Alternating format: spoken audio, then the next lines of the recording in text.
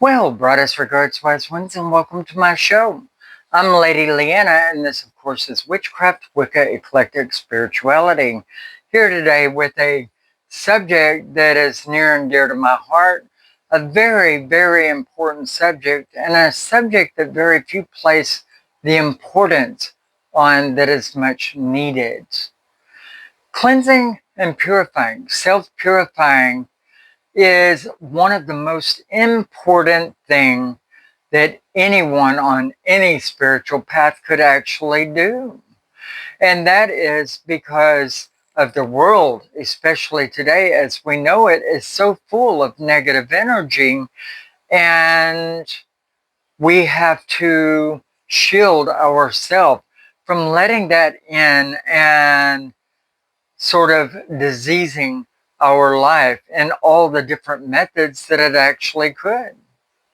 So, a lot of people think of cleansing and purifying as being splashing oneself with some holy water or saging around oneself and even just simply anointing.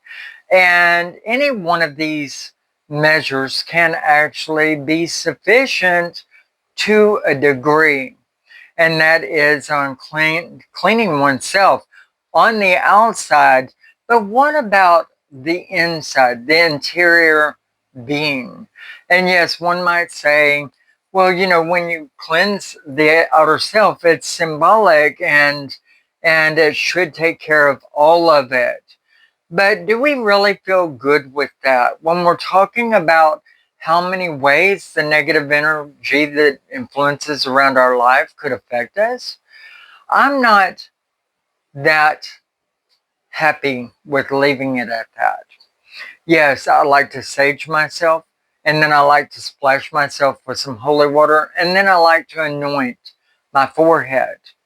But not every day. That's a large routine, and I would like to be doing a lot of other witching along my way. And if I am doing the cleansing and purifying all the time, then it leaves very little time and room for everything else I could be doing. So I do like to cleanse and purify myself, and daily. But I like to do it in a very enjoyable, less work type way. I place a lot of less work ethic on my cleansing than what a lot of other people do. Why? Because I think that cleansing and purifying could be very enjoyable, and it could start within, and everything that you take into the self eventually comes out. So how do I do this? Well, once in a while I'll do that saging of the self, the bath soak maybe, or the baptismal splashing and then the anointing on the forehead, but that's a rare thing, especially something I do on big ritual days. And so I'll do a full out cleansing starting from the outside and then taking it inward, or taking it inward and then going to the outer self. But it doesn't really matter which way you do it, seriously, because whatever's in there, it's not going to want to be in there long with all of that kind of activity going on. So every day I do cleanse and purify myself, but that is through the taking of my tea or the making of my soup.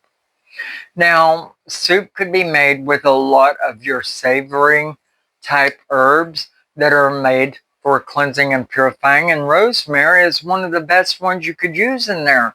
Sage is another, black pepper, your red pepper, if you like it, and if you don't have ulcers or problem with hot stuff. These are all different things you could use in your soup, along with a prayer of cleansing and purifying so that it be made a tool for your use. And then there are teas, which is my favorite. I like to take tea either every morning or every evening. My favorite is to take it in the evening time after a nice hot shower and before bed, because for one thing, it'll keep guard for me. I don't have to be guarding or protective of myself in my sleep, because I will have just cleansed and purified myself, and without going through my entire day collecting more, which is what happens whenever you cleanse in the morning time. You cleanse in the morning time, you go to work and you contract a bunch more energy in. Over time, of course, and slower than if you hadn't cleansed at all, but it still does collect. Why do we take a physical soap bath at night before bed, preferably over in the morning? Well, because we want to knock the dirt off and the scourge of the outside world, if we've collected it, right? We don't want to go to bed and get dirt all over our sheets, or take it into our dreams with us, or sleep feeling all funky and shit. And that's exactly why a good cleansing with a good hot cup of tea could be really good for you in the morning time. In the evening time before bed. Sorry, confused myself a little bit for a second. But you can knock off all of the negative of the world and leave it outside your boudoir, your bedroom, if you will, by doing a cleansing with your consecrated tea. Now, my tea is always exact, so it's a ritual in itself just by putting in all of the ingredients and in a certain algorithm that I use in doing so, with certain spell works or spell words, I should say, that I use while implementing my herbs, my ingredients. And for one thing, when you're adding each ingredient to your cup, you're telling that ingredient what it's there for, why you're adding it, and what it's supposed to do. And all of the ingredients really for a purification is pretty much doing the same thing. But I lend it a certain respect nonetheless, so that it will respect me back. I'm at one with the earth, and the earth is at one with me. And if you look at it in any other terms, then it's not going to be as powerful for you or at one with you as it could potentially be. My ingredients that actually go into my tea every time is a little bit of sea salt, strained water, purified by going through the filtering system that is on my sink faucet, or holy water if I don't have that handy. Not holy water, strained, purified, bottled water. So strained from your faucet, or bottled water. Regular, not already made holy, because it's not. But you would use sea salt, and that would be my first ingredient that I actually place in my cup, with the words Diana, Cernunnos, Isis, and Osiris, Green Man, Green Lady, Adonai, Manu, bless me. Bless, consecrate, and purify this my concoction, that it be made a tool for my use, that all which is dark, negative, and evil be casted from me, from above, from about, or under me, and within, in the name of, in your almighty names, blessed be, so mote it be, and so be it. That is my prayer that I say when I place my first ingredient into the cup, which is a sea salt, just a standard sea salt.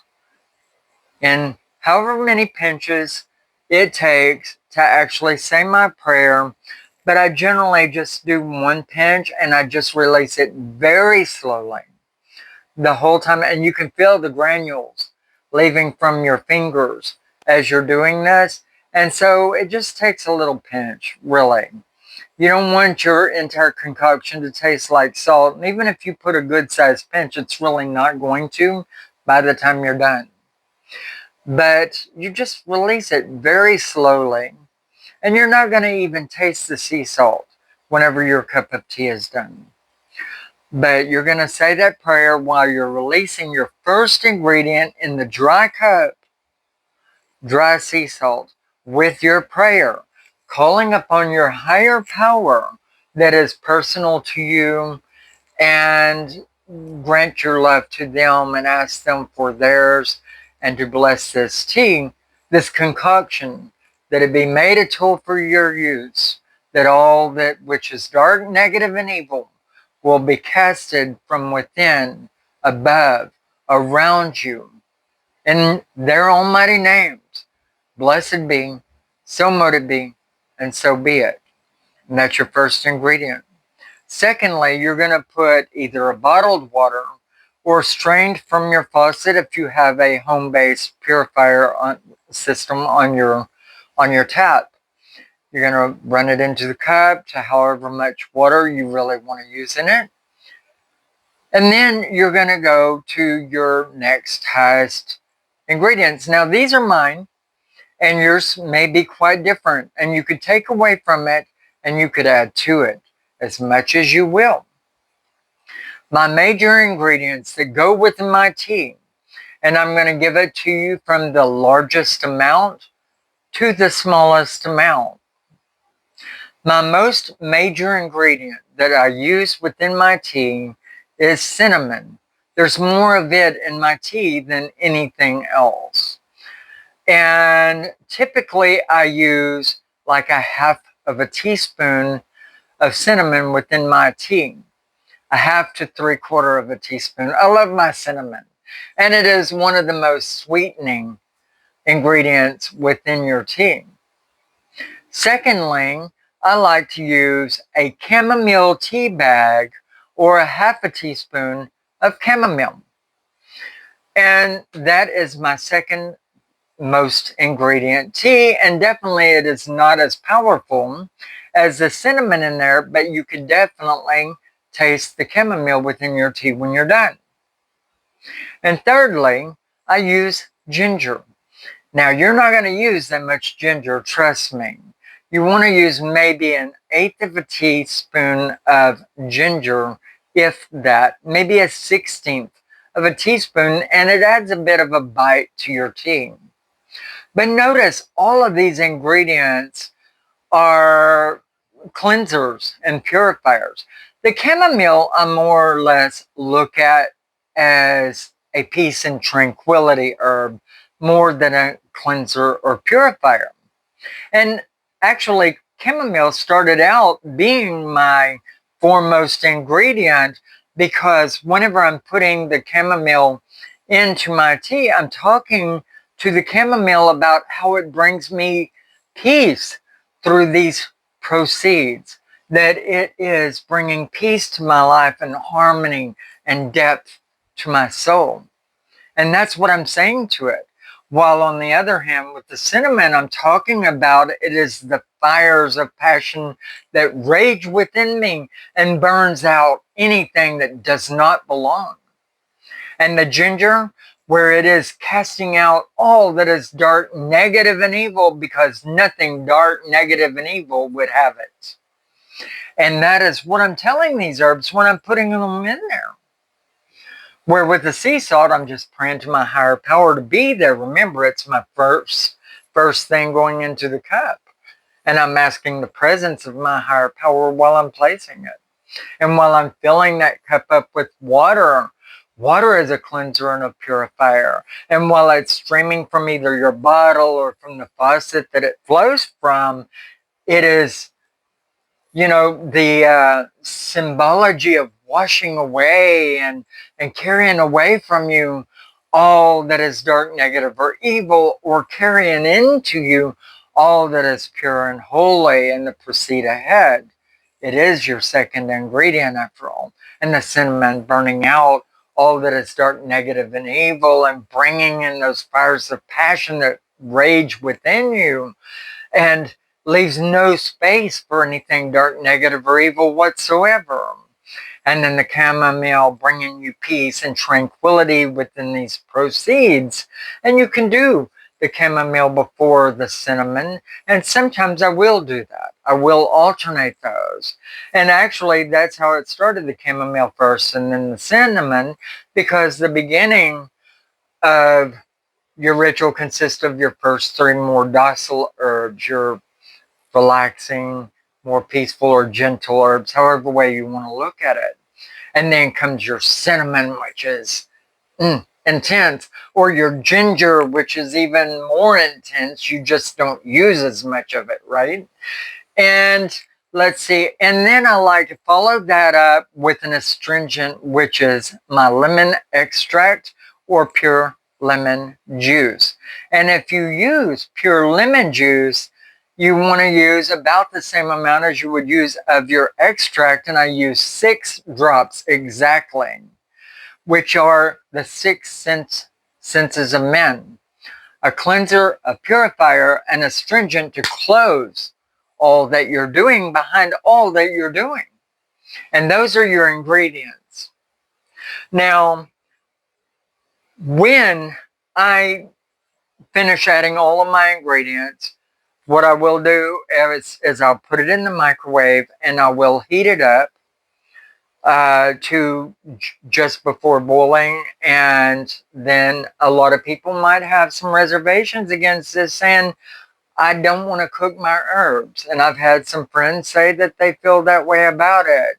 To me, I feel that there is a lot of ingredients in those herbs, and it's still potent as shit whenever I get done with this. You know, if you are very opposed to what you would predetermine as being cooking your herbs, then you would heat that water on the stove before you begin. And then you're going to pour it over those herbs, or you're going to put it in your cup and then put those herbs into it, but then you are cooking your herbs. So basically, you get the same results either way. So this is just my take on it. Everybody else is different, but you do what you feel is right for you. These videos are just simply outlined to give you suggestions and ideas, and you take from what you will and you leave what you want. Now, in the end, when you are stirring your tea, I don't like to use a teaspoon because it's metal and it would sap up or out all of the potency of the herb. Metal will do that. So I like to use, and I use actually a chopstick, and you can use a wooden spoon or you could use a plastic spoon, but then you've got chemicals in plastic. So, I mean, use your own better judgment on that, but I will use a chopstick is my favorite because they're always handy. I keep plenty of them in my house. And if I don't have that handy, I will use a plastic soup spoon that I happen to have in there. And then some of us happen to have wooden soup spoons in our house, but generally they're too big for the mouth of your cup. So you could use whatever you want in there, but metal is not really advised.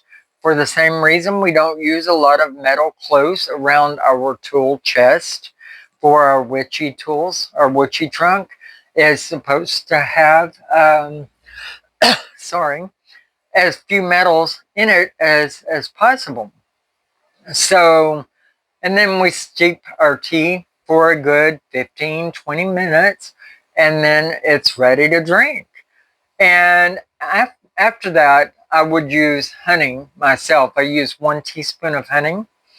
And really, it's implementing of the nature back into all that I'm doing, rather than any ceremonial intake on the matter. It's more about adding nature and all that it would give back into my cup, that I may draw from it and empower myself back into life. And that is what I'm thinking when I'm adding the honey at the end of the cup, at the end of the making of the cup, that is. And so that is how I like to purify my internal self. Now, sometimes I like to do morning rituals using the same tea. When I'm getting ready to do a ritual that day, or if it is a Sabbath or an Esbat, for that matter, I like to start my day off by taking this tea, and I'll take this tea again at the end of my day. But this is a very, very intricate part of my spiritual pathway, my tea that I've got herein. And I would encourage you to use the same. Feel free to use this recipe. Basically, what you're using is about an eighth of a teaspoon, if I would say a 16th of a teaspoon of sea salt. I call it a light pinch, with a prayer to your higher power to bless all that you're doing within this, the making of this concoction, that it empower all that you do, that it bless this concoction and make it strong and holy in the name of your deities. Make this, your concoction, a tool for your use, that it cast out all that is dark, negative, and evil, that would dwell above, below, within, or without, in the name of the Almighties, and then name them, your higher power, your personal entities you call to. Blessed be, so mote it be, and so be it. And then you start the making of all of the other parts of the concoction. And if you're going to boil your water on the stove, do that, and then add it in on top of your salt. And it is the free-flowing waters of life, the purity of all that is natural, that will carry away all that does not belong away from you, or bring all that is natural into you, or say both of those things. And then you would add about a level teaspoon of cinnamon. Yes, I like mine very strong. And then I add, and you can lessen that if you would like. Then I like to add half a teaspoon. I'm sorry, I said a whole teaspoon. No. A half a teaspoon of cinnamon and a half a teaspoon of chamomile. I'm sorry, I'm used to doing these things. I'm not used to saying them. But a half a teaspoon of cinnamon, and then you're talking about the fires of passion that burn within you, to burn all that does not belong, to put it out, so that all of your passions and the fires within you would rage and cast out all that is dark, negative, and evil, and be influenced by the fires of the self, because cinnamon is very much a self-directional herb, right? But then add your chamomile after that, a half a teaspoon of chamomile, and it adds the peace and the tranquility and the harmony that is in the nature around you, and pulling it into yourself, that you may be at one with it. And you can flip those. A lot of times I do the cinnamon or the chamomile and then the cinnamon.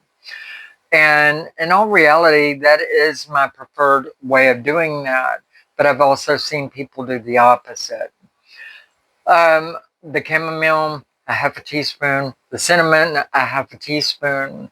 Then the ginger, about a 16th of a teaspoon. It's a pretty potent herb. You can do an eighth of a teaspoon, although I really don't suggest it. But do as you will. And it is your most powerful herb in the entire cup. It really is. Which is also why you're using less of it. And it is indeed that no negative spirit will tolerate. And with that, and adding it to your cup, you're demanding out all that is dark, negative, and evil that will try to be at one with you. And you cast it out in the name of these deities, and you call on those deities again, right? Blessed be, so mote it be, and so be it. And you are putting that into stone right there. And that's what you're doing with that. And then finally, you're adding your astringent, also a cleanser and purifier, and a naturalist influence into your cup, which is your lemon extract, or just a little bit of lemon juice. And it's about 6 drops of the extract. And I would say do about 12 drops of or 1/8 of a teaspoon of your lemon juice. And the most potent, the strongest lemon you can get is the better. So, and you can get the bottled lemon. It's just not preferred for me. I would prefer to use a whole lemon and cut it up and use bits of it over 4-day period or whatever. But a lot of times I just use the extract. It's easy. It stays a lot longer, etc. And so, and then I close it up by adding the honey, which is free-flowing, harmony, balance, and peace. And I imagine a little honeybee buzzing around my head, blessing me with her presence and so forth.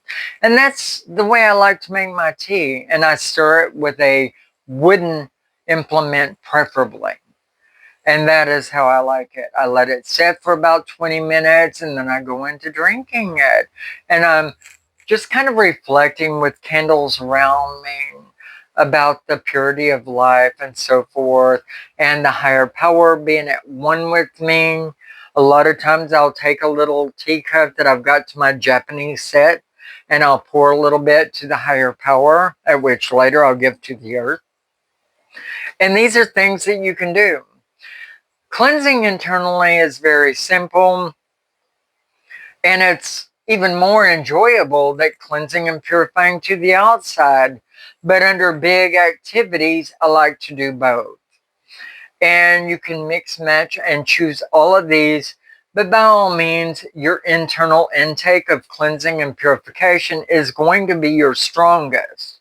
And so especially if you're under a heavy influence of some spiritual attack, no matter what type of spiritual attack it is, whether it's by a ghost or spirit, a demon, or a rival witch, then you might cleanse and purify yourself internally very heavily.